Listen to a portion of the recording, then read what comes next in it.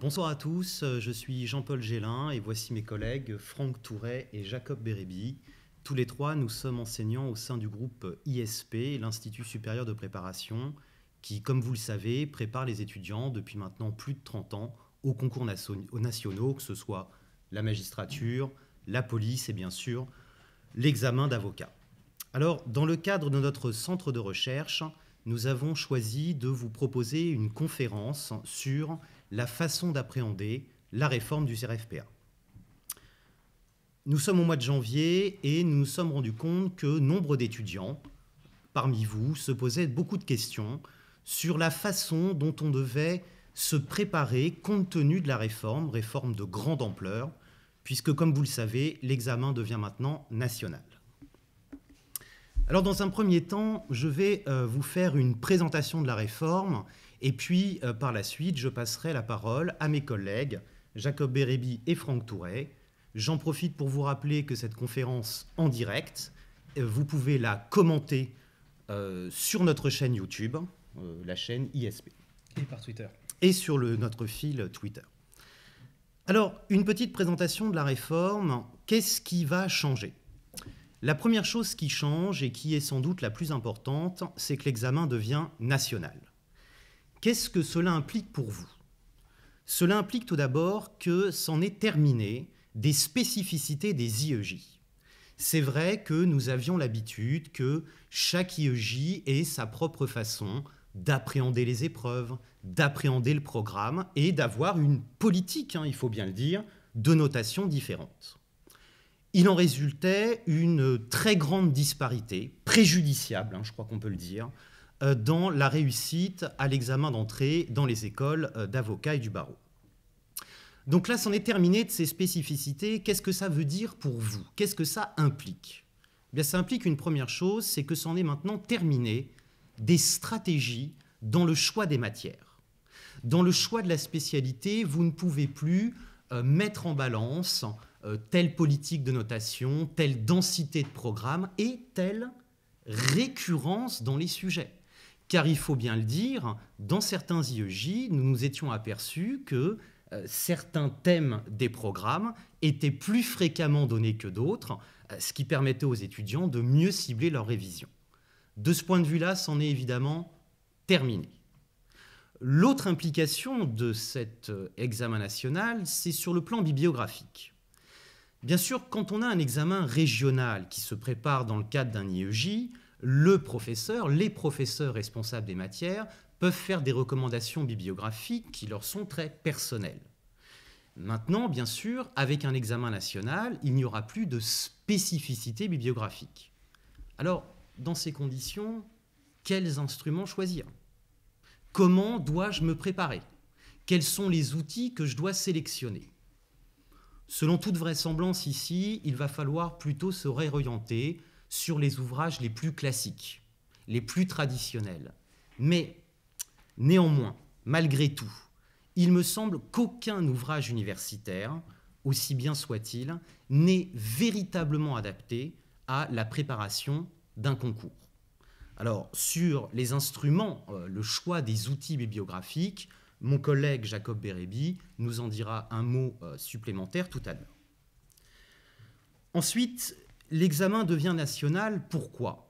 Eh bien, un examen régional, comme c'était le cas jusqu'à présent, ne permet pas une bonne régulation de la profession. Or, il faut faire ce constat. Tant pis si ça vous semble alarmiste, il y a aujourd'hui trop d'avocats. Et donc, le passage d'un examen régional à un examen national, enfin, un examen national qui donc ne se présente pas sous la forme d'un concours, mais personne n'est dupe, cela va forcément entraîner une régulation du nombre d'étudiants admis. Voilà la première implication pour vous, le passage d'un examen régional à un examen national, en fait à un concours qui ne dit pas son nom. Puisque l'examen devient national, deuxième point, cela va donner un rôle particulier à la commission nationale, c'est-à-dire au jury. Outre le fait que le jury choisit les sujets, ce dont là aussi nous reparlerons un petit peu plus tard, il va avoir un rôle d'harmonisation Alors qu'est-ce que ça veut dire? Ça veut dire que la commission peut décider soit de se réserver un rôle limité en préservant une bonne marge de manœuvre aux IEJ. Donc cela veut dire quoi? Cela veut dire une grille de correction qui n'est pas trop précise et un contrôle de la correction qui n'est pas trop rigoureux. À l'inverse, la commission pourrait très bien faire le choix de donner des consignes de correction très précises. Dans le cadre d'un cas pratique, il est très facile de faire une grille de correction qui va jusqu'au demi-point près et de faire une véritable harmonisation de la notation de type troisième correction. À mon avis, dans la mesure où le principal intérêt de cette épreuve, c'est l'uniformisation, l'harmonisation, il y a fort à parier que la commission va prendre ce rôle très au sérieux et qu'a priori, elle ne laissera que peu de place à une liberté d'appréciation au sein des IEJ. La réforme entraîne donc un examen national, ce qui donne un rôle particulier à la commission. Voyons maintenant les différentes épreuves qui vont être proposées. Alors, s'agissant des épreuves, là, en revanche, pas de véritable révolution. Au niveau de l'admissibilité, nous conservons 4 épreuves.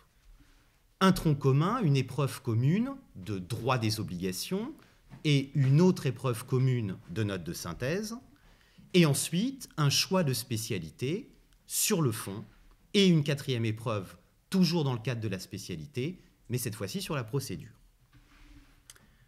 Tout d'abord, le droit des obligations. Alors, le droit des obligations est préservé, si j'ai envie de dire, si j'ose dire, il est préservé dans le sens où il a semblé être important pour la commission de réforme du CRFPA de préserver ce tronc commun qui est, je crois qu'on peut le dire, le minimum pour un avocat. Alors, cette épreuve de droit des obligations, elle se décompose en 4 thèmes qui sont le contrat, la responsabilité, le régime général de l'obligation et la preuve. Sur ce point, eh bien, rien de nouveau par rapport à ce que l'on connaissait auparavant, donc là-dessus, encore une fois, pas de révolution. Néanmoins, j'attire votre attention sur le fait qu'il y a bien 4 thèmes, mais que le programme n'est pas détaillé. Vous n'avez pas un sommaire qui vous précise, au sein de ces 4 thèmes, tout ce qu'il faut savoir. Or, il est à craindre ici, et c'est d'ailleurs l'une de vos principales craintes, il est à craindre que les enseignements universitaires ne permettent pas de couvrir la totalité du programme, notamment pour des questions de temps. Alors, bien entendu, qu'est-ce que ça implique? Eh bien, ça entraîne une contrainte supplémentaire pour le candidat qui va se préparer seul et qui va devoir déterminer seul l'étendue de ce programme de droit des obligations. Ensuite, nous avons une épreuve de spécialité. Alors, l'épreuve de spécialité sur le fond, il y en aura donc plusieurs, et là, on parle, si vous voulez, de blocs de spécialité. Il y a un premier bloc qui est le bloc social. À première vue, le bloc social, le droit social, tout ça semble plutôt balisé. J'attire quand même votre attention sur le fait que dans ce bloc social, il y a une partie qui concerne le droit social européen et le droit social international. Or, ce sont des matières qui sont peu, voire pas du tout enseignées à l'université. Là aussi, c'est de nature à rendre plus complexe votre préparation.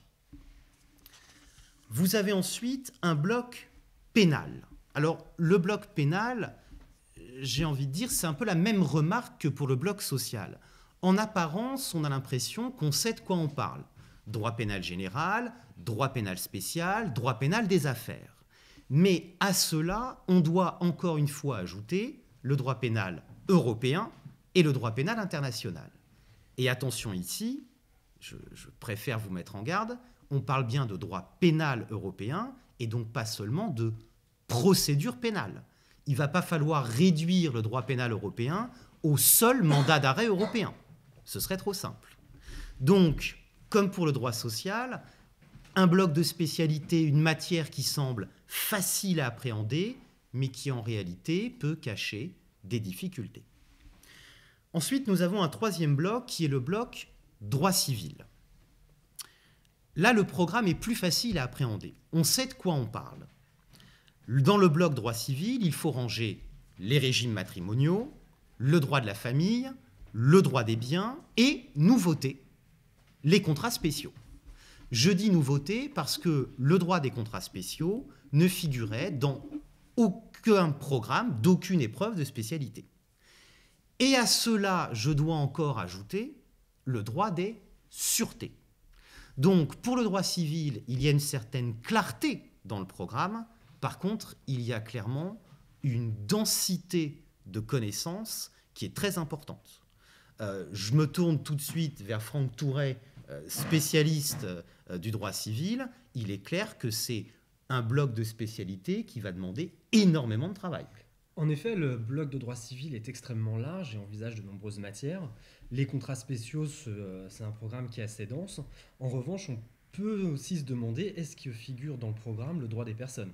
Est-ce qu'on doit rajouter le droit des personnes ? Ça fait partie des incertitudes. Tout à fait, ça n'y figure pas et on peut tout de même s'en étonner. D'accord, merci Franck.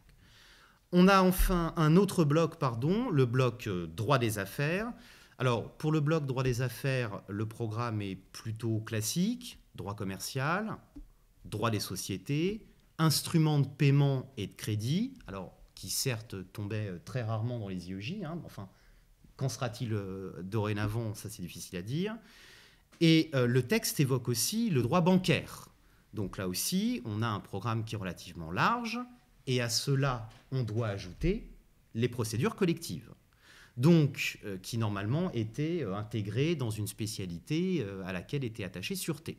Donc là aussi, un programme qui est large, et sur ce point, eh bien, on va avoir la même difficulté que pour le droit civil, c'est-à-dire une grande densité de connaissances, plus une petite incertitude, alors peut-être moins grave que pour le droit des personnes, et là je vais demander son avis à Jacob Bérébi, sauf erreur de ma part, certains IEJ, au moins à Paris 5, avaient l'habitude d'intégrer dans l'épreuve de droit des affaires la propriété littéraire et artistique, la propriété intellectuelle. Alors, est-ce que là, on peut d'emblée l'exclure parce que ça ne figure pas dans le texte, ou est-ce qu'on doit se méfier ? Alors, pour répondre à cette question, Jean-Paul, je voudrais juste faire un petit rappel. Avant 2005, la précédente réforme du CRFPA, j'enseignais déjà dans le cadre de la préparation CRFPA pour le droit des affaires notamment, et la propriété industrielle, c'est-à-dire marques, brevets, dessins et modèles, entrait pleinement dans le champ du programme. Mais il était rare que les IEJ interrogent sur ce point. Il y avait néanmoins un IEJ qui faisait exception, c'était effectivement l'IEJ de Paris 5 dont tu as parlé, qui interrogeait traditionnellement, notamment sur le droit des marques. Et après la réforme de 2005, le droit de la propriété industrielle a disparu, et pourtant, à Paris 5, c'est resté comme une question supplémentaire hors programme habituel. Aujourd'hui, on a un nouveau programme de droit des affaires, plus ambitieux encore, tu l'as dit. On a ajouté notamment les procédures collectives. Le droit bancaire, c'est sans doute plus large qu'instrument de paiement et de crédit. Est-ce que ça veut dire qu'il ne va plus y avoir de droit des brevets, dessins et modèles et marques au programme ? C'est vraisemblable. Je n'imagine pas que la commission fasse du hors-programme. Néanmoins, on ne peut pas l'affirmer avec une totale certitude. Le conseil que je donnerais aux élèves, c'est au moins la première année de considérer qu'il faut avoir des bases solides en droit des marques, mais de toute façon, quand on étudie le droit commercial et le droit du non commercial, on l'envisage quelque peu, on l'envisage même nécessairement, je dirais, et on verra les autres années s'il faut approfondir cet enseignement. Mais je ne pense pas que ce soit une crainte véritable pour la première année en tout cas. Donc plutôt méfiance, et de toute méfiance, façon, c'est toujours... Et on va veiller à prendre des mesures pour garantir qu'il n'y ait pas de page blanche, de réponse blanche à une quelconque question, mais ça n'est pas une crainte formidable. On peut anticiper donc. Voilà, on peut anticiper tout à fait. Alors, un avant-dernier bloc qui est le bloc droit international et européen. Là aussi, on va retrouver un programme plutôt classique, hein, droit international public, droit international privé. Petite incertitude tout de même pour le thème de droit du commerce international. Hein. Attention, la délimitation d'un tel thème n'est pas forcément évidente. Hein. On pense évidemment aux accords GATT-OMC, mais il y a aussi le droit international de la concurrence. Il y a le traité récent, le TAFTA, et puis il y a l'espace économique européen. Donc finalement, beaucoup plus de choses qu'il n'y paraît. Et puis j'attire votre attention sur le fait qu'il y a un dernier thème dans ce bloc de spécialité, qui est le droit européen. Mais attention, quand on parle de droit européen, c'est le droit de l'Union européenne et le Conseil de l'Europe. Donc le droit européen conventionnel, c'est-à-dire la Convention européenne des droits de l'homme. Donc, un bloc là aussi qui semble assez clair, mais bon, beaucoup de choses à voir. Enfin, il y a un dernier bloc de spécialité qui est le droit administratif. C'est peut-être celui qui est le plus facile à appréhender, puisque le programme se divise en deux parties. Droit administratif général, là on sait bien de quoi on parle. Droit administratif spécial, donc droit des biens, droit de la fonction publique, donc on est vraiment sur du classique et en plus sur une distinction, une classification qui est faite à l'université. Mais tout de même, là aussi j'attire votre attention sur le fait qu'il peut y avoir un programme implicite. Je pense par exemple à la jonction entre le droit administratif et le droit constitutionnel. Pensez à la compétence réglementaire des ministres, celle du chef de l'État ou du gouvernement. Pensez à la question des ordonnances. Pensez évidemment à la QPC, au domaine de la loi, hein, séparation des domaines de la loi et du règlement. Donc finalement, là, un programme qui semble très clair, mais auquel il faut ajouter ce qui n'est pas dit, ce qui est implicite. Et puis, on ne peut pas exclure qu'il y ait une question, dans le cas pratique, qui soit une question qui soit tournée sur le contentieux des étrangers. Après tout, c'est du droit administratif. Ou encore le contentieux des élections. Et à cela vient encore s'ajouter la question des collectivités territoriales. Donc, là aussi, méfiance, mais il faut quand même se rassurer. Les enseignants, nous avons l'habitude d'anticiper sur ces difficultés, et ce n'est pas parce qu'on n'a pas un programme qui est très précisément défini qu'on n'est pas capable d'en faire le tour. L'épreuve de spécialité, ça c'est une nouveauté, et jumelée avec une épreuve de procédure. Alors, c'est vrai que jusqu'ici, l'épreuve de procédure, elle était libre. Donc, on pouvait prendre une spé en droit administratif et prendre la procédure pénale. Mais je ne crois pas que l'association entre les deux présente une vraie difficulté. Pourquoi ? Eh bien, parce que la plupart du temps, ceux qui déconnectaient la spécialité de la procédure le faisaient par pur calcul, par pure stratégie. J'ai une spécialité en droit administratif, mais je prends le droit de la procédure pénale dans mon IEJ parce que c'est mieux noté. Mais encore une fois, comme l'examen devient national, il faut arrêter avec ces stratégies. Donc le fait que la procédure, le fait que vous n'ayez pas le choix de la procédure, qu'elle soit couplée avec le bloc de spécialité, à mon avis, ne pose absolument aucune difficulté. Enfin, il y aura une quatrième épreuve, qui est la note de synthèse, là aussi, tronc commun, donc qui est plutôt une épreuve de forme. Nous y sommes habitués, ça n'est pas nouveau. Il y aura quand même un changement. Les IEJ avaient l'habitude d'avoir leur propre méthode. Problématique, pas problématique. Introduction longue, introduction pas trop longue. Ils avaient aussi l'habitude d'avoir leur propre politique quant au dossier documentaire. Alors, est-ce qu'on a un dossier avec 30 documents ou un dossier avec moins de 20 documents ? Est-ce que mon dossier est composé de documents très variés ou bien est-ce qu'au contraire, je n'ai que de la jurisprudence ? Donc là aussi, il y avait quand même une grande diversité. Et puis, diversité aussi quant au choix même de la note. Certains IEJ ne donnaient des notes de synthèse que sur des questions juridiques, ce qui n'était pas forcément le cas pour d'autres. Donc, il y a là aussi quelques incertitudes. Franck Touret ne manquera pas de dissiper ces doutes ou au moins de vous donner les bonnes pistes, les clés pour bien vous orienter.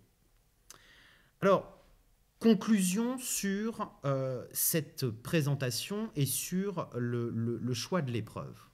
Faut-il faire un choix stratégique? Vers quel bloc est-ce que je dois me tourner? Écoutez, là, j'ai envie de vous faire une réponse très simple. L'examen est national, il n'y aura plus de spécificité dans les IEJ, donc il ne faut plus faire de calcul.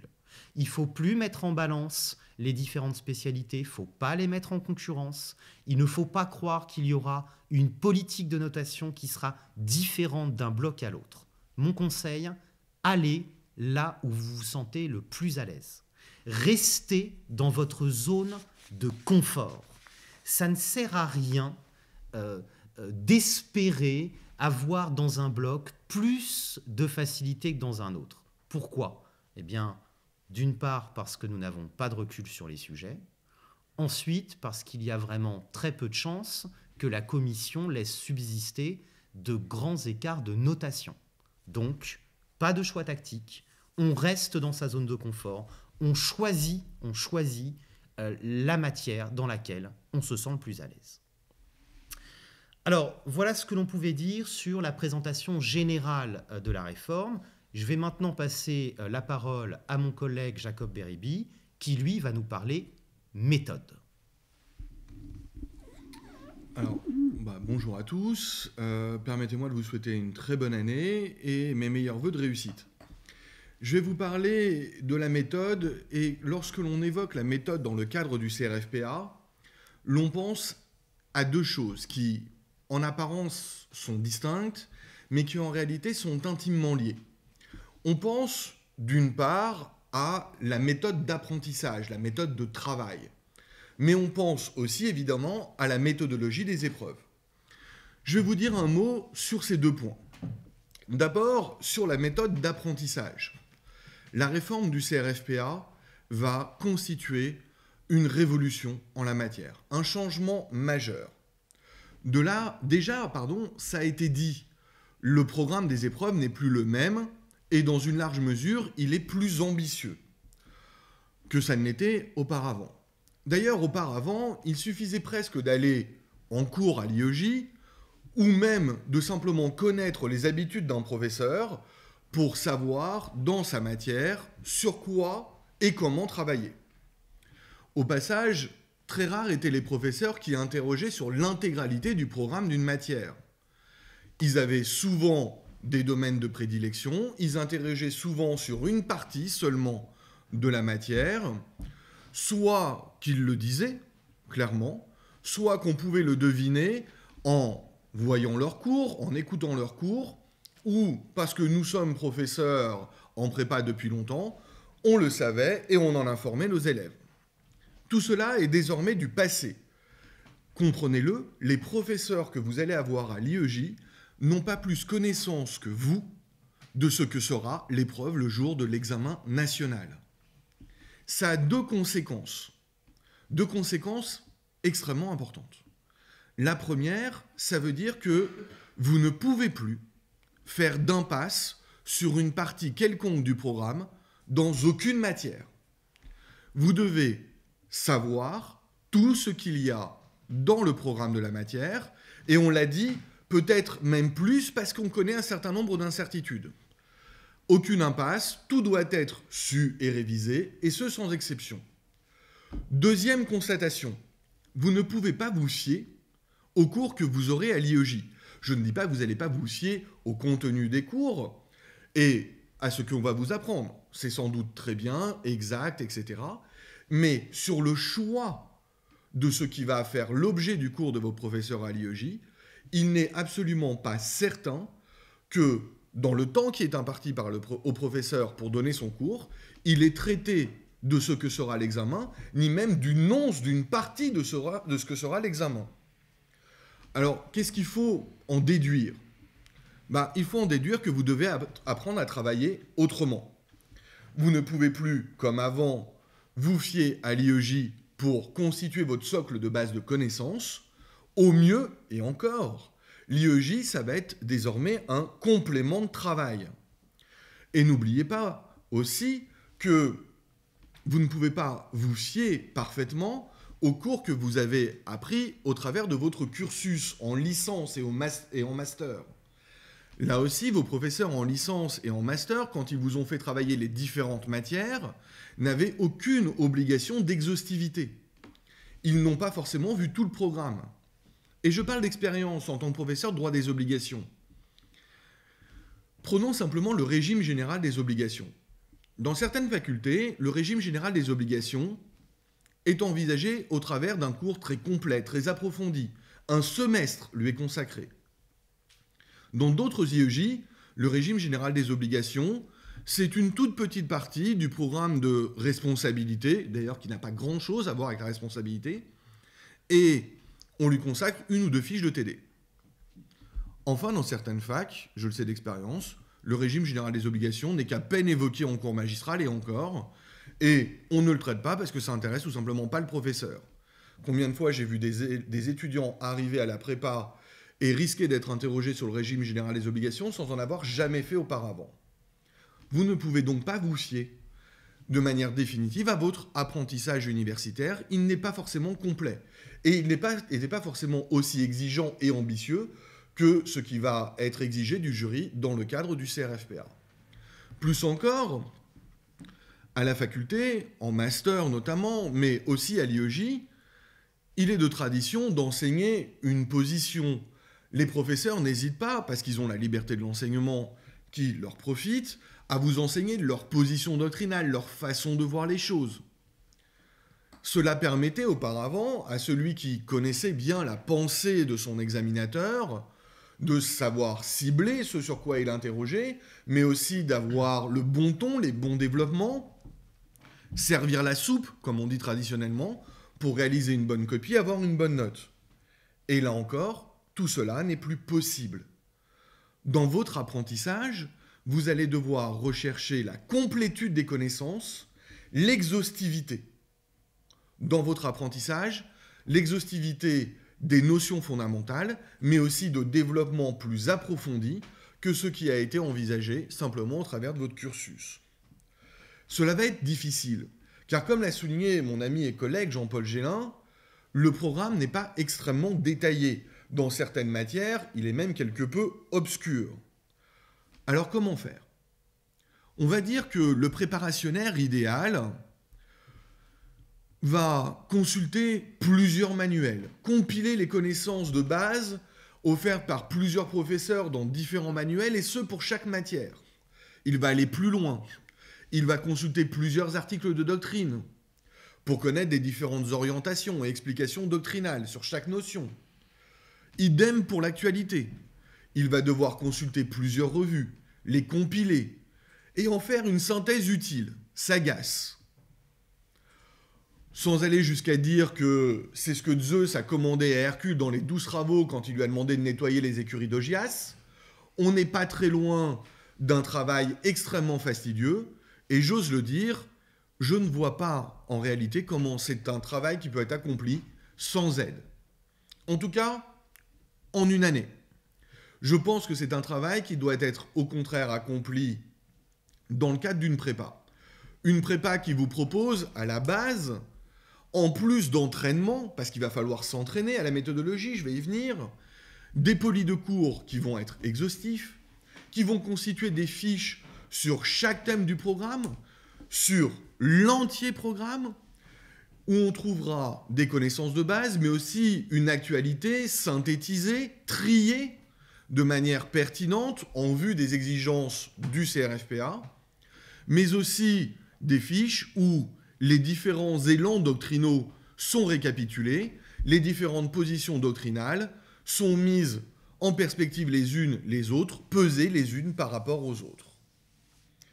Et quand je vous dis cela, je ne parle que du travail d'apprentissage. Mais quand on parle méthode, je vous l'ai dit, il nous faut aussi envisager dans un second point la méthodologie des épreuves. Là encore, je vais faire 2 constatations. Dans certaines matières, on sait d'ores et déjà quelle est l'épreuve auquel vous allez être soumis. C'est le cas pour les options. Les options de spécialité, vous serez interrogé sous la forme d'un cas pratique. Mais prenez le droit des obligations. Aujourd'hui, en janvier 2017, à 7 mois des épreuves, à peine, nous sommes face à une incertitude totale nous ne savons pas quelle va être l'épreuve. Et si la tendance, c'est le cas pratique, n'ayant aucune certitude, il faut aussi se préparer aux commentaires d'arrêt, il faut aussi se préparer à la dissertation, il faut aussi se préparer aux commentaires d'articles. En l'absence, encore une fois, de certitude, et si il nous en vient parce que le jury aura délivré cette information, nous serons les premiers au courant et nous vous la délivrerons. Mais en attendant, il faut bien être d'accord, si on ne fait pas d'impasse sur l'apprentissage des connaissances, il est hors de question également de ne pas s'entraîner à toutes les hypothèses. Auparavant, on n'avait pas une telle entreprise à réaliser. Parce qu'on connaissait les différents professeurs des IEJ, on vous disait, quand ils ne le faisaient pas d'ailleurs eux-mêmes, quelles étaient les habitudes, on pouvait se référer aux annales, on savait que tel professeur interrogeait essentiellement sous forme de cas pratiques ou sous forme de commentaires d'arrêt. Aujourd'hui, on repart de zéro, c'est l'année zéro de la réforme du CRFPA, tout est à découvrir, donc tout est à envisager, on va s'entraîner à toutes les hypothèses. J'irai plus loin. Même si on connaît la nature de l'épreuve, on n'a aucune garantie méthodologique. Laissez-moi vous expliquer, en tout cas en apparence, aucune garantie méthodologique en apparence. Laissez-moi vous expliquer cela au travers d'exemples. Auparavant, je prends l'IEJ d'Aix, en Provence. En droit des obligations, la tradition était un cas pratique. Mais un cas pratique à la méthodologie bien particulière. La fameuse méthode du pro et du contrat. Il fallait être capable, pour résoudre une question de cas pratique, à l'IEJ d'Aix en droit des obligations, de peser toutes les alternatives possibles de qualification et de régime. Il fallait envisager tous les raisonnements possibles, aller du moins pertinent au plus pertinent, conclure donc sur le plus probable après avoir éliminé les différentes options. Dans d'autres IEJ, au contraire, cela n'était pas permis ni même possible. En droit des obligations, certains IEJ, et je pense à l'IEJ Paris 1 par exemple, proposaient au contraire un cas pratique avec plusieurs questions, beaucoup même de questions, et on devait aller très rapidement vers la bonne réponse, vers le bon raisonnement, en éliminant au brouillon, et non sur sa copie, les développements les moins pertinents. Toujours sur le cas pratique, dans certains IEJ, on exigeait un résumé des faits très précis, très technique, un résumé des faits très qualificatif.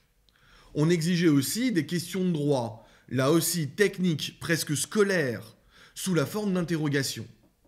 À défaut, on perdait des points avant même d'avoir commencé la résolution du cas pratique. Idem, à l'inverse, dans certains IEJ, non seulement le résumé des faits n'était pas à produire, ni même la question de droit, on nous invitait à aller directement vers le raisonnement syllogistique constituant la solution. Pour le commentaire d'arrêt, il n'en allait pas différemment. Je vais relever que dans un IEJ, notamment, pas le meilleur, soit dit en passant, l'examinateur en droit des obligations, je prends toujours l'exemple du droit des obligations parce que c'est l'une des deux matières que j'enseigne avec le droit des affaires, mais c'est surtout quelque chose qui intéresse tout le monde, donc autant prendre un exemple commun. Donc, le professeur de cette IEJ exigeait de ses étudiants qu'ils utilisent cette méthode extrêmement basique du commentaire, le sens-valeur portée, méthode que l'on apprend en première année ou au plus tard en deuxième année de droit, et qu'on nous apprend aussi à abandonner plus tard pour des méthodes plus scientifiques d'analyse, des méthodes plus démonstratives du raisonnement des juges. Dans cette IEJ, vous n'aviez pas le choix, il fallait faire un sens-valeur portée, alors que dans d'autres IEJ, si vous vous contentiez justement de cette méthode trop basique du sens-valeur portée, c'était une garantie d'échec. Enfin, un dernier exemple, s'il en fallait, des disparités méthodologiques. Dans certains IEJ, parce que le CRFPA a été appréhendé de manière très pratique, quel que soit l'exercice, il était interdit de se référer à la doctrine. Toute référence à la doctrine était sanctionnée, au contraire, il fallait s'approprier les idées. Quand dans d'autres IEJ, la dimension théorique des épreuves était davantage exigée, et au contraire, il fallait se référer à un courant doctrinal donné, ou à plusieurs, et trancher généralement dans le sens de l'examinateur. Bref, on assistait donc à une disparité méthodologique colossale. D'ailleurs, ça fait partie des raisons pour lesquelles on fait une réforme en vue d'une uniformisation pour empêcher cette rupture d'égalité qui pouvait exister du point de vue méthodologique, comme il pouvait exister sur la notation, sur le programme, sur les exigences, etc., et autres considérations régionales. Bref, tout ça est terminé d'un point de vue méthodologique, ces disparités n'ont plus cours. Que faut-il en conclure? Il faut en conclure que désormais, il faut s'attacher aux exigences communes imposées dans le cadre du CRFPA national. Alors, il faut l'avouer, la première année, voire même les premières années, on n'aura aucune certitude. Il va nous falloir les annales, il va nous falloir aussi nous pencher sur l'évolution des matières pour pouvoir, avec certitude, dire aux étudiants, vous allez avoir à travailler davantage ce point-là que celui-ci, davantage cet exercice-là que celui-là. Mais pour autant, en cette année 0, on ne part pas de rien. Soyez rassurés de ce point de vue-là. C'est un examen national et en soi, c'est une information considérable. En effet, on peut tout simplement se fier à la méthodologie des exercices pour les autres concours juridiques nationaux. Cela va nous servir de base de référence. Encore faut-il les connaître, vous me direz. Laissez-moi vous donner un exemple. Il est très facile de penser, et on peut l'affirmer là avec quelques garanties, que la méthode de l'exercice qu'est le cas pratique au CRFPA va se calquer sur la méthodologie du CRFPA à l'ENM, qui est une méthodologie bien précise, qui ne s'improvise pas, mais qui est connue. C'est évidemment l'exemple type que l'ENM, et ça va nous servir de base. Donc, encore une fois, même s'il y a une bonne dose d'incertitude, ne soyons pas alarmistes, à la fois sur le travail, l'apprentissage, mais aussi sur les épreuves juridiques. Il y a un savoir-faire qui est acquis au travers d'un apprentissage des autres concours juridiques, et un savoir-faire qu'on peut vous transmettre. Voilà, donc sur la méthode de travail, je crois que j'ai fait un point assez rapide, mais assez complet de ce point de vue-là. Reste, pour moi, redonner la parole à Jean-Paul pour poursuivre son intervention. Alors, merci beaucoup, Jacob. Je crois qu'on y voit beaucoup plus clair grâce à ta présentation qui est très complète, très claire. Je voudrais juste revenir sur 2-3 points et puis peut-être ajouter un petit quelque chose. Donc, pour le droit des obligations, on ne connaît pas la nature de l'épreuve. C'est exact. On ne la connaît pas.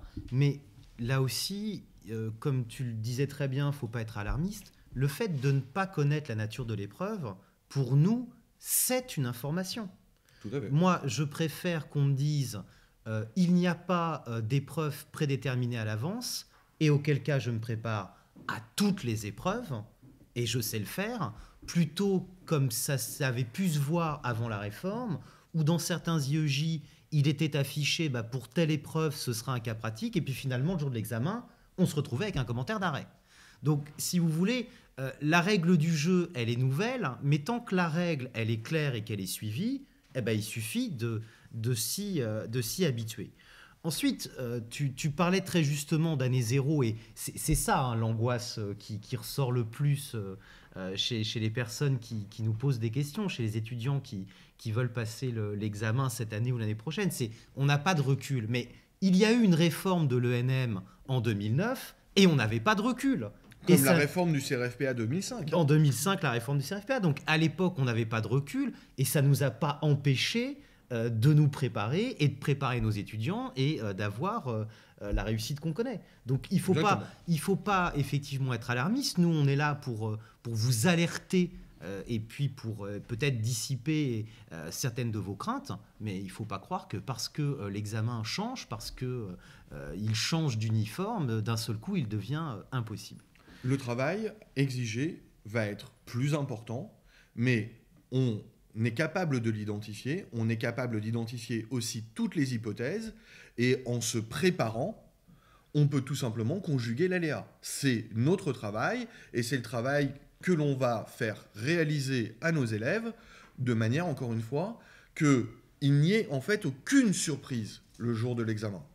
On va banaliser au travers des entraînements toutes les situations possibles, de manière à ce que, au contraire, nos élèves qui aujourd'hui peuvent être inquiets. Et quand on a entendu parler de la réforme, on a vu l'inquiétude se généraliser. Au contraire, c'est avec tranquillité que nos élèves vont pouvoir aborder l'examen, j'en suis certain. Très bien. Encore une fois, merci Jacob. Alors, je vais passer la main maintenant à notre collègue Franck Touret, qui va nous parler du cas particulier, puisque ça reste quand même un cas particulier, celui de la note de synthèse. Alors bonsoir à tous, permettez-moi d'abord de vous souhaiter une bonne année 2007, accompagné de tous mes vœux de réussite pour l'examen du CRFPA 2017. Alors après la présentation de la méthode de travail par Jacob Beribi, nous allons maintenant nous attacher à la note de synthèse. La note de synthèse, c'est un exercice qui est redouté par les étudiants car ils n'ont jamais été confrontés à ce type d'exercice. Et j'irai même plus loin, ils n'ont jamais été confrontés à une épreuve d'une durée de 5 heures. Néanmoins, il faut appréhender cet exercice de note de synthèse comme tout exercice juridique. En effet, il faut essayer de l'envisager comme un cas pratique, une dissertation ou un commentaire d'arrêt. Les exigences juridiques sont dans le fond très similaires. Alors, dans le cadre de cette réforme-là, nous allons envisager d'abord ce qui n'a pas changé, ensuite nous allons envisager ce qui a été modifié, et nous terminerons par les incertitudes qui règnent en matière de note de synthèse. Tout d'abord, ce qui n'a pas changé. L'arrêté du 17 octobre 2016 donne très peu d'informations en ce qui concerne l'épreuve de note de synthèse. On sait que cette épreuve-là est d'une durée de 5 heures, comme c'était le cas précédemment, et qu'elle va porter sur une masse de documents juridiques relatifs à des aspects sociaux, économiques, politiques, portant sur le monde actuel. Avec la composition des membres du jury, on peut s'attendre à ce que les dossiers de notes de synthèse soient orientés de manière plus juridique et organisés sur des thématiques certainement plus techniques. En effet, précédemment, il y avait certains IEJ qui proposaient des notes de synthèse avec des documents qui n'étaient absolument pas juridiques, avec des documents qui étaient relatifs à des documents de presse. L'objectif aussi de la note de synthèse demeure inchangé à la suite de la réforme. En effet, l'objectif de la note de synthèse est d'évaluer le candidat sur sa capacité rédactionnelle, quelles sont ses capacités de rédaction en français, quelles sont les capacités du candidat à hiérarchiser et à articuler les informations, d'essayer d'évaluer les informations juridiques, de faire un tri entre les informations importantes et les informations accessoires, et enfin d'évaluer le candidat sur sa capacité à comprendre les documents juridiques. Ensuite, sur les informations, sur les aspects qui changent. En apparence, très peu d'éléments changent en ce qui concerne la note de synthèse. Je dis bien en apparence. Néanmoins, il y a un point essentiel qui a été modifié par la réforme. Désormais, la note de synthèse est dotée d'un coefficient 3. Antérieurement, la note de synthèse avait un coefficient 2. La note de synthèse est l'exercice désormais qui a le plus fort coefficient. Vous comprendrez donc que c'est un exercice qui est important au titre de l'admissibilité. S'agissant de l'exercice au final le plus important au titre de l'admissibilité, là où il y a le plus de points à gagner, vous comprendrez qu'il faut s'appuyer sur une méthode parfaite pour s'assurer d'avoir la moyenne le jour de l'examen. Pour avoir la moyenne le jour de l'examen, il faut s'appuyer sur une méthode. En effet, en note de synthèse, il n'y a aucun aléa. Si l'étudiant comprend la méthode, l'étudiant a assimilé la méthode, il peut s'assurer une moyenne à chaque note de synthèse. Et ce, quel que soit le type de dossier, qu'il s'agisse d'un dossier long, avec plus de 80 pages, d'un dossier court, un dossier comprenant de nombreux documents, ou un dossier comprenant peu de documents, dans le fond, la méthode ne change pas. Ce qu'il faut bien comprendre dans une note de synthèse, c'est que chaque étape va conditionner l'étape suivante. L'analyse de la page de garde va permettre de dégager un ordre de lecture cohérent. Cet ordre de lecture va permettre ensuite de lire les documents et de prendre en note ces documents de manière hiérarchisée et articulée.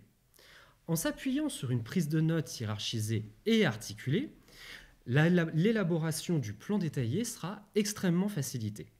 À partir de ce plan détaillé, les étudiants n'auront plus qu'à se consacrer au travail de rédaction.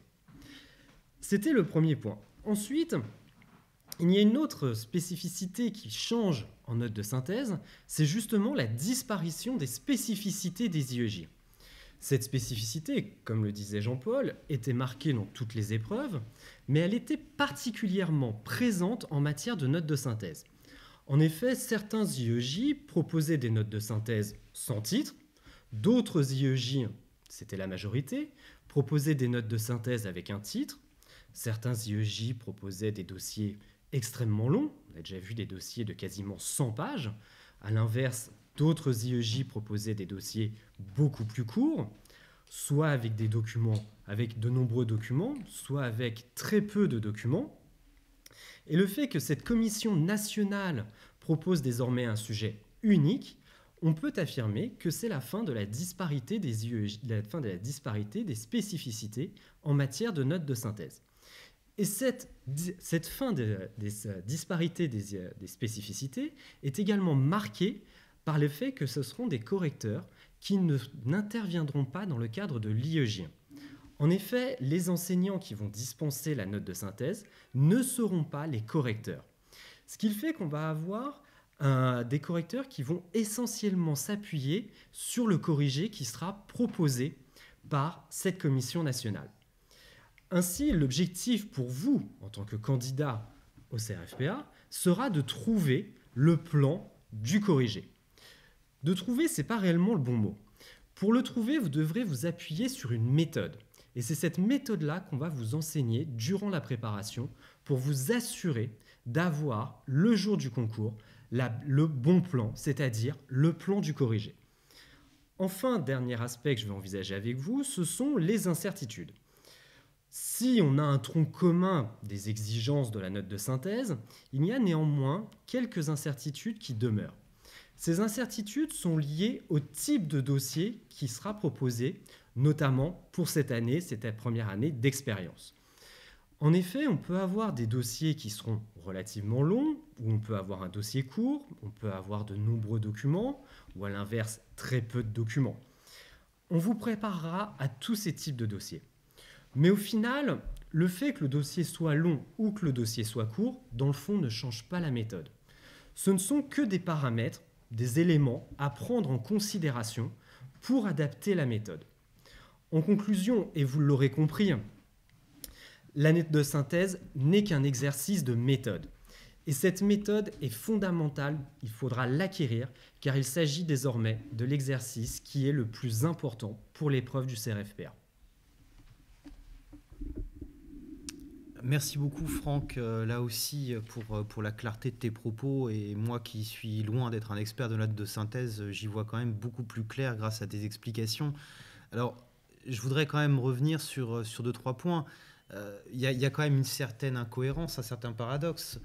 Il y avait déjà cette épreuve de notes de synthèse qui était obligatoire pour le CRFPA et puis d'une manière générale qui est obligatoire pour tous les concours ou presque, et c'est l'épreuve qui est la moins enseignée à la faculté. Donc là aussi, il y a peut-être une réflexion plus profonde à mener. Enfin, ça ne nous concerne pas. Nous, ce qui nous concerne, c'est que nous, on sait la préparer. Tout à fait. Alors ensuite, tu évoquais les incertitudes, parce que c'est vrai qu'il y avait quand même une pratique extrêmement diversifiée du dossier de synthèse. Alors non seulement du dossier, mais en plus de la méthode pour rédiger cette note de synthèse. Là, il y aura plus de disparité. Par contre, on ne sait pas quel sera le modèle. On ne sait pas, on saura certes. Donc je pourrais avoir une note très longue, je pourrais avoir un dossier beaucoup plus court. Voilà. Mais là aussi, il faut quand même qu'on rassure tout le monde. Je pense que tu l'as quand même très bien fait. C'est quand même de dire, quand on n'a pas l'information, on se prépare à tout et on n'est pas surpris. Tout à fait. Voilà. Après, on s'attend tout de même à des exigences traditionnelles, on va dire le tronc commun en matière de notes de synthèse. Mais c'est certain qu'on n'aura pas toutes les spécificités. Mais, comme je l'ai précisé, ça ne change pas fondamentalement la méthode, la longueur du dossier. C'est simplement des paramètres, des considérations à prendre en compte pour adapter la méthode le jour J. Merci beaucoup Franck. Alors, pour finir cette conférence, et après concertation avec mes collègues, nous avons choisi de parler de l'imprévisibilité des sujets. Alors, pourquoi une telle remarque ? Eh bien, c'est vrai que la tendance depuis maintenant de nombreuses années pour l'examen du CRFPA, de ce qui était l'examen du CRFPA, c'était d'anticiper les sujets. C'est-à-dire que c'est vrai qu'à force de connaître les IEJ, de connaître les professeurs, de manipuler les programmes, nous parvenions à, alors je ne dis pas à trouver le sujet systématiquement, mais enfin à identifier une récurrence et à anticiper sur ce qu'était le sujet. Et donc, pendant très longtemps, trop longtemps peut-être, l'examen du CRFPA s'est réduit pour les étudiants à cette quête du sujet, il faut que je le prépare avant. Alors, je voudrais là-dessus tout de même vous dire les choses très simplement et me montrer rassurant. Tout d'abord, pour passer un concours national et pour le réussir, on n'a pas besoin d'avoir le sujet à l'avance. Donc il faut arrêter avec ça et arrêter d'écouter des enseignants plus ou moins rigoureux qui vous vendent des sujets en vous disant bah, « si, c'est ça qui va tomber ». Non, non, on n'en sait rien. Et nous avons suffisamment d'expérience à l'ISP sur les concours nationaux pour savoir que parfois, on peut être surpris par le sujet. Et donc, l'intérêt de la préparation, c'est pas de dire c'est ça qui va tomber et c'est ça qu'on va préparer, c'est de dire nous, on vous prépare à tout et donc du coup, il n'y a plus de surprise. Voilà, ça c'est la première chose. Alors, si tu me permets, Jean-Paul, juste, il y a une preuve aisée de cela. Je prends le cadre du concours de l'ENM. Il y a 2 ans, le sujet de l'ENM en droit civil, en dissertation, on l'avait envisagé, on l'avait traité en concours blanc de manière très détaillée, alors que l'année dernière, pour être sincère, le sujet, je ne l'avais pas du tout envisagé avec mes élèves. C'est exactement la même chose au CRFPA. Dans certains IEJ, effectivement, on devinait que le sujet, ça serait ça, et on préparait spécifiquement les étudiants à un sujet donné, en même temps qu'on leur donnait la méthode et qu'on les entraînait sur d'autres. Mais à la fin, on s'aperçoit que les résultats sont identiques. À l'ENM, l'année où le sujet a été trouvé, et cette année, les résultats, statistiquement, sont identiques. Dans les IEJ où, pour le CRFPA, j'avais la chance de voir que le sujet allait s'orienter vers ce point-là, voire même l'arrêt en question, et dans les IEJ où, au contraire, les étudiants n'avaient plus qu'à se fier à la méthode, parce que même si on avait traité le cours et le point de droit sur cette question, je n'avais pas spécifiquement traité de cet arrêt-là, les notes sont toujours restées identiques. Et c'est là où tu as raison, Jean-Paul, c'est que c'est, et je pense que Franck l'a dit aussi, il a bien répété le mot plus souvent que moi, c'est une méthode. Et ce n'est pas un sujet qu'on va vous vendre. On va vous entraîner à plein de sujets, et il est vrai qu'on peut se fier à certains indices.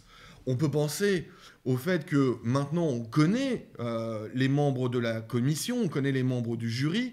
Le jury va être présidé par Madame le professeur Fricero. On sait que c'est une grande spécialiste de la procédure civile. On pourrait regarder ses travaux, les derniers points qu'elle a traités, envisagés dans son actualité. On va le faire, on va le regarder. Mais on n'a aucune garantie que ça va être sur un de ces points qu'elle va interroger. Il n'en demeure pas moins qu'effectivement, ça nous donne des indices, ça nous donne des approfondissements. Il faut bien comprendre que les membres du jury, je pense aussi à monsieur le professeur Pierre-Yves Gauthier, oui, qui est grand spécialiste de contrats spéciaux. L'ouvrage de référence de contrats spéciaux, c'est le sien, c'est certain. Ça nous donne des indices. Si en droit civil, c'est lui qui donne le sujet, ce qui est probable, s'il devait choisir d'interroger sur les contrats spéciaux, on va nous préparer notre assiette de connaissances, notre assiette d'entraînement, à partir effectivement de ces éléments que le jury nous offre. Mais, encore une fois, non, on ne vous livrera pas le sujet, on vous livrera une méthode qui vous permettra d'affronter tous les sujets. Merci Jacob. Pardon, je t'ai interrompu. Non, mais tu as très bien fait, parce qu'en plus, tu montres très bien que même si on ne peut pas vous garantir qu'avec une boule de cristal, on va vous trouver les sujets du concours, on sait quand même comment anticiper. Alors, un dernier mot là-dessus, parce qu'on ne voudrait pas être trop long non plus. Bien sûr, on n'a pas besoin de connaître les sujets à l'avance pour réussir. Ce serait traiter les concours nationaux, qui sont quand même des choses un tout petit peu sérieuses, et les réduire à de simples examens très très bas de gamme. Non, il faut prendre ça avec beaucoup plus de sérieux. Et je voudrais aussi mettre en garde ceux d'entre vous qui vont passer dans les prochaines années le concours, l'examen national, pardonnez-moi, vous mettre en garde sur une très mauvaise habitude qui consiste à faire ce que j'appelle du journalisme juridique. C'est-à-dire à décortiquer l'actualité et à partir du principe que systématiquement, c'est un arrêt de l'année civile en cours qui va tomber et qui va être transformé en cas pratique. Alors, c'est l'arrêt qui tombe pour le commentaire d'arrêt. Là, ce sera un cas pratique, donc on va transformer l'arrêt en cas pratique. Non, mais attention à ça, ce serait beaucoup trop facile. Bien sûr que l'actualité, ça a toujours été une piste de réflexion, ça a toujours été le minimum pour se préparer au concours. Ça ne veut pas dire que tous les sujets seront systématiquement tournés sur l'actualité. Enfin, je veux dire, pour le concours de l'ENM l'année dernière, on a évidemment fait attention à l'état d'urgence. Ça ne veut pas dire qu'on a fait que ça. Ce serait vraiment stupide. Au contraire, dans certains IEJ, la pratique était même inverse. C'est vrai que dans certains IEJ, c'était l'arrêt d'actualité, mais je pense à l'IEJ de Strasbourg immédiatement. Ils avaient fini par prendre le contre-pied. C'était jamais un arrêt d'actualité. C'était souvent des questions très classiques, des arrêts très traditionnels ou alors même des arrêts d'illustration un peu anciens qui servaient d'épreuve. Il faut être capable de se préparer à tout, de prévenir tout type d'exercice. Et effectivement, il faut se méfier de certains cantateurs qui promettent monts et merveilles en disant « moi je sais », ce qui est faux. C'est prendre les membres du jury aussi pour des idiots. Et dans le cas d'un examen national, cette pratique du CRFPA et de certains ne peut plus exister, ne doit plus exister. Voilà, puis il faut aussi accepter que parfois le sujet surprendra. Moi, je me souviens très bien d'un sujet de droit public avant la réforme de l'ENM en 2008 qui était hors programme. Eh ben, c'est pas grave. Quand on a bien préparé une matière, on est quand même capable de traiter un sujet hors programme. C'est ça le but d'une préparation, c'est de n'être jamais surpris. Alors, nous avons reçu plusieurs questions et je vous remercie de poser vos questions en direct parce que ça contribue aussi à animer notre conférence. Une première question qui concerne la préparation. Est-ce qu'il faut attendre 1 an pour passer le CRFPA et donc attendre de voir ce que donne la réforme? Donc, laisser passer l'année 0 et passer l'année N+1... Je trouve que ça me semble pas être un bon calcul. Je te vois réagir, Jacob. Je vois pas très bien ce que le fait d'attendre une année va vous apporter comme information. C'est-à-dire qu'on va avoir un sujet dans chaque matière, donc c'est une information, mais il n'est pas du tout dit que cette information soit fiable. Là encore, je fais le parallèle avec l'ENM.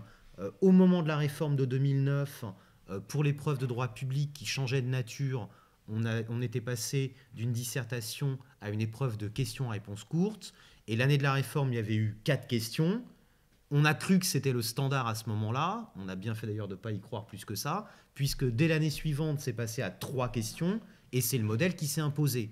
Donc, il faut se méfier. Je laisse passer une année, je récupère quelques informations. Encore faut-il que cette information soit fiable, encore faut-il qu'elle soit exploitable. Je ne suis pas sûr qu'il faille...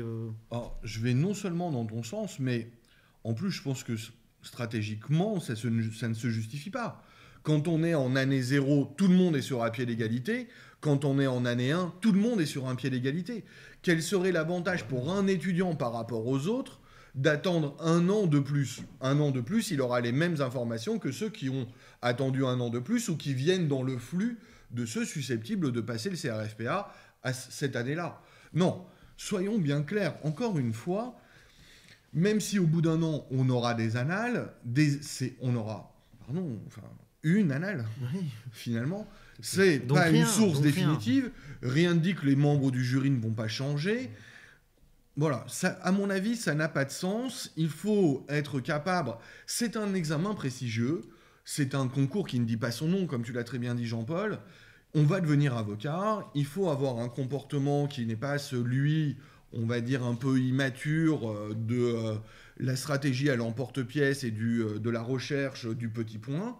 Il faut tout simplement se mettre dans les conditions de l'examen, savoir ce que l'on affronte, savoir aussi ce que l'on ne sait pas, Se préparer en conséquence, attendre un an me semble pas du tout une bonne stratégie, et surtout une stratégie pas justifiée.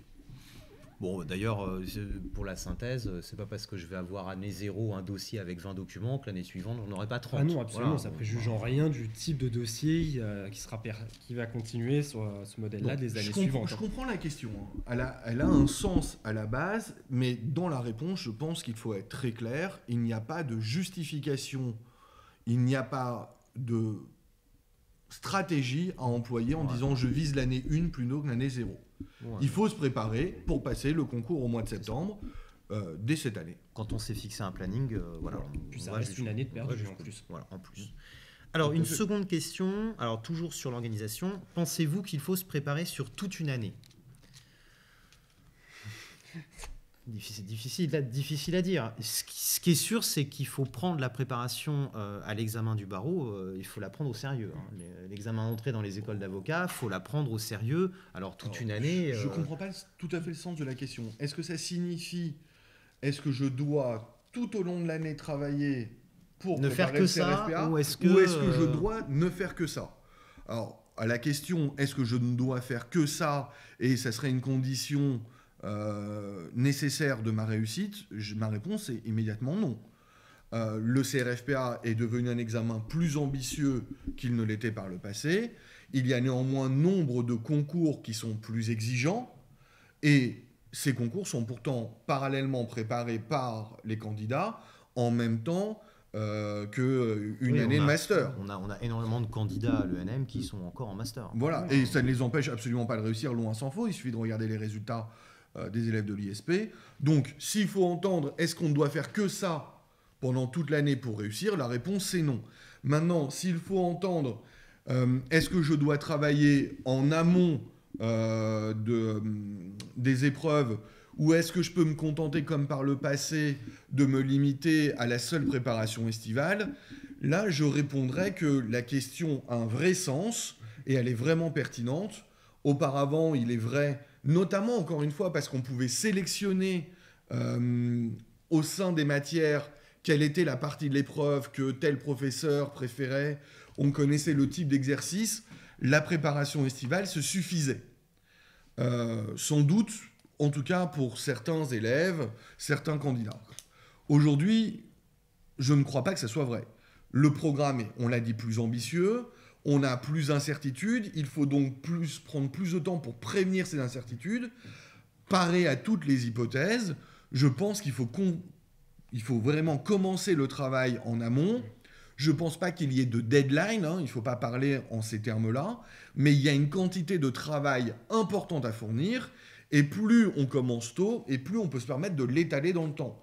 Et comme je l'ai dit, sur l'apprentissage des connaissances, parce qu'on va chercher la complétude et l'exhaustivité, il va falloir commencer à travailler les fascicules et les polis de manière assez exigeante et assez tôt. Voilà. Oui, c'est ça, c'est très personnel. Simplement, sur la préparation estivale, ça reste quand même le moment le plus décisif. C'est là qu'il faut que les choses s'intensifient, et c'est justement pour ça qu'en amont, c'est bien que l'étudiant ait, à titre personnel... Voilà. Mais je suis même pour commencer des entraînements avant la période estivale. On va utiliser la période estivale non plus sous la forme d'un simple apprentissage, mais dans la perspective d'un perfectionnement. L'apprentissage, il faut l'avoir commencé avant, il faut l'avoir commencé avec du travail personnel. Ça ne veut pas dire du travail seul, on peut lire les polis et être en contact avec les professeurs pour véritablement déjà répondre aux principales questions, avancer sur les principales problématiques. Les connaissances de base doivent être maîtrisées le plus tôt possible, et on doit commencer à s'entraîner. Après, c'est sûr que la période estivale, c'est le moment charnière, c'est la dernière ligne droite, c'est le moment où on va se donner à fond, tant qualitativement que quantitativement. J'ajouterais à ce que tu viens de dire, pour aller exactement dans le même sens, il ne faut pas oublier aussi, c'est que la date de l'examen a été avancée. Tout à fait. Donc il faut aussi se préparer plus tôt maintenant. Alors, une autre question, faut-il passer le CRFPA après le M1 ou le M2 ? Tout dépend. L'un ou l'autre. Je pense que tout dépend du profil de l'étudiant. Si l'étudiant est en M1, l'objectif reste tout de même d'obtenir le Master 2. Ensuite, il ne faut pas oublier que Dans l'hypothèse d'une réussite du CRFPA, il faudra réussir à concilier le Master 2 avec éventuellement l'école. Tandis que l'étudiant qui est en Master 2, il devra concilier la préparation avec éventuellement un stage en cabinet d'avocat. Dans le fond, je ne pense pas qu'il y ait une vraie réponse, une réponse certaine à cette question-là. Les étudiants réussissent aussi bien en Master 1 qu'en Master 2. Ensuite, est-ce que le Master 2 est un plus pour l'examen du CRFPA ? J'en suis pas certain. Tout dépend du Master 2. Si c'est un Master 2 qui est très spécialisé, voire qui est hors programme, qui n'envisage pas des aspects qui sont au programme du CRFPA, ça ne va pas forcément être un plus. Donc, voire même un moins, tout à fait. Donc, je ne pense pas que ce soit une question qui soit déterminante de savoir faut-il le passer après le M1 ou le M2. Je crois qu'on est tous les trois d'accord pour dire il ne faut pas s'interdire de passer le CRFPA parce qu'on est en M1. Ah, loin s'en faut. Non, pas du tout. Quand on voit les résultats des élèves qui viennent d'avoir le M1 et qu'on le compare aux résultats des élèves qui viennent d'avoir le M2, ils sont quasiment identiques. Donc, soit l'un, soit l'autre. Alors, qu'est-ce que change la réforme pour le grand oral ? Alors oui, effectivement, pour le grand oral, la question mérite d'être posée. On avait traité que l'admissibilité. Alors, pourquoi la question mérite d'être posée ? Eh bien, parce que le grand oral, il va se dérouler au sein des IEJ, et là, pour le coup, on va retrouver une forme de régionalisation. Tout à fait. Donc, je me tourne vers toi, Franck. Est-ce que on va retrouver des grandes disparités ? C'est pas impossible. Hein. Là-dessus, il y a une vraie incertitude qui se pose en ce qui concerne le grand oral, d'autant qu'a priori, la commission aura très peu de mainmise sur la question du grand oral. Néanmoins, et on va refaire le parallèle avec la note de synthèse ou avec les autres épreuves, le grand oral, ça reste tout de même une épreuve de méthode, ça reste une épreuve d'éloquence, une épreuve donc de méthode, de présentation. Donc, est-ce que cela va changer ? Je ne suis pas certain par rapport à avant. Voilà, donc on va retrouver quand même quelques spécificités. Tout à fait. On va retrouver des spécificités d'IEJ. En fait, les IEJ auront le choix des sujets. Tout à fait, le choix des sujets, peut-être même du type de sujet. Il y aura aussi une certaine spécificité, régionalisation des notations, mais il y a quand même un point commun qui est totalement évident pour l'épreuve de liberté fonda et donc pour le grand oral, qui existait sous l'ancien régime et qui va perdurer, c'est certain, c'est que c'est une épreuve très particulière où la forme domine le fond. Et ça c'est commun à tous les IEJ, c'est à ça qu'on se prépare. Donc, même s'il y a un retour des spécificités pour les épreuves d'admission et pour le grand oral, je ne crois pas que ça soit un élément déterminant. Le fait que ça soit un examen national est un élément extrêmement important pour l'admissibilité. Le fait que l'uniformisation ne soit pas concrète au niveau du grand oral, à mon avis, au contraire, n'est pas une difficulté, n'est pas un problème. Alors, une autre question. Ah oui, quels sont les documents autorisés ? Alors, quels sont les documents autorisés ? Je trouve que la question est tout à fait pertinente. Et j'ai peur que la réponse vous déçoive. Eh bien, nous ne savons pas, puisque actuellement, les textes n'ont pas communiqué sur cette question. Alors, en principe, nous sommes censés avoir 2 mois avant le début des épreuves une information sur les documents qui sont autorisés. Donc, va falloir. C'est ce qui se fait traditionnellement dans les concours nationaux. C'est 2 mois au plus tard. Ça pourrait intervenir avant. Mais 2 mois au plus tard, on devrait avoir cette information. Écoutez, moi, j'ai toujours été... mais bon, moi, je suis administrativiste, alors on va forcément me ranger dans une petite case. J'ai toujours été plutôt défavorable à ce que l'on se focalise sur les codes. Je pense que ça peut être un piège, ça peut être une perte de temps. Donc, pour l'instant, prenons acte que nous n'avons pas d'informations. Après tout, ne pas avoir d'informations, c'est déjà une information. Donc, profitons-en. Et puis, on fera le point lorsque nous aurons communication de cette information. Et évidemment, nous ne manquerons pas d'informer nos étudiants sur le site de l'ISP dès que cette information sera connue. Écoute-moi, par la force des choses qui doit nécessairement entrer dans une grande case, je m'associe pleinement à tout ce que tu as dit. Effectivement, en attendant de savoir quels sont les documents autorisés, il y a de toute façon tout un travail d'apprentissage à fournir à partir des connaissances de base. Il ne faut pas attendre des documents autorisés la maîtrise de ces connaissances de base. Il faut savoir se les approprier bien en amont. Et donc, encore une fois, on a le temps pour répondre à cette question qui est pertinente en soi, Non, mais qui c'est une question qui se pose. dont la Qui- réponse qui- ne qui- doit qui- pas être attendue en janvier pour un examen de septembre. Alors, quelle doit être la longueur du devoir?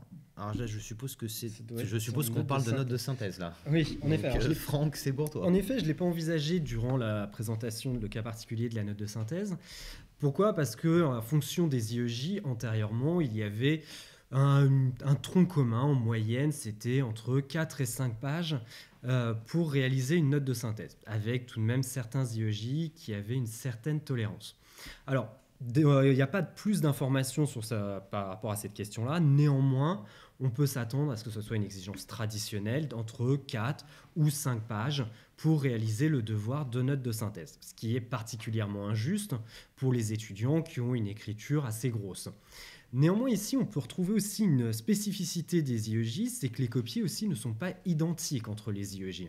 En effet, il y a des copies d'IEJ qui sont extrêmement grandes, voire même il y a des copies pour certains IEJ, je pense notamment à Toulouse, où il n'y a pas de ligne sur la copie. Donc, ce qui fait qu'on peut mettre beaucoup plus d'informations que sur une copie traditionnelle. C'est une très belle question. Est-ce que le passage à l'examen national Est-ce qu'on aura des copies identiques va imposer Mais, effectivement la le- communication de copies identiques? en principe, oui. L'organisation principe, oui, mais, reste au sein des on est quand même universités. On est quand même en année zéro. Non seulement on n'a pas de certitude, Mais en mais plus, il est il faut aussi faire la possible- transition. mais il est aussi possible que la transition sur certains points, notamment administratifs, soit quelque peu hasardeuse. C'est une très très bonne question, ça. Alors, une dernière question. Aura-t-on plus de précisions sur le programme ou va-t-il rester aussi large et vague? Eh ben, non, on n'aura pas plus de précisions sur le programme. Le programme, il est déterminé par un arrêté. Donc, par Le un- jury a la possibilité de compléter. Oui, mais il Le faudra programme, adopter un texte. Hein. Voilà, mais ça sera sa décision et il faudra effectivement adopter un Non, arrêté. Voilà, ce que je veux dire par là, c'est que n'attendez pas de précisions de manière Voilà. informelle sur tel ou tel site. Ah, tout à fait. Oui. Le programme, il est fixé par un texte et donc il n'y a que la modification du texte ou l'adjonction d'un nouveau texte qui peut modifier le programme. C'est comme ça, c'est comme ça. Mais là, encore une fois, c'est vrai que ces programmes, ils sont larges, ils sont vagues. Enfin bon, on a l'habitude, on sait anticiper sur les problèmes que cela peut générer. Alors, cette conférence touche à sa fin. Je voudrais vous remercier de votre attention, vous remercier aussi pour vos questions, remercier mes collègues Franck Touret Merci. et Jacob Bérébi pour leurs interventions. Et puis, bien sûr, en guise de conclusion, je cède volontiers à la tradition en vous souhaitant une excellente année, à commencer par une réussite dans vos projets universitaires et professionnels. Je vous souhaite bien sûr une bonne soirée et je vous dis à très bientôt sur notre chaîne YouTube pour une autre conférence du CRISP. Bonsoir à tous. Au revoir. Bonsoir.